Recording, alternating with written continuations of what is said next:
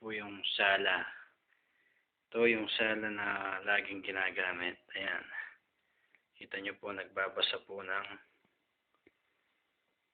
ledyo yung aking amo. Ayan. Tignan nyo naman po. O, ha?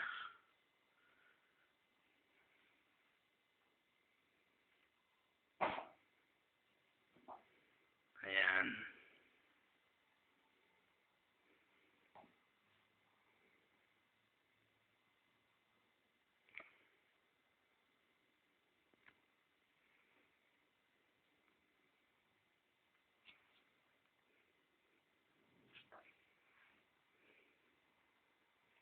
Ito yung mga wheelchair niya.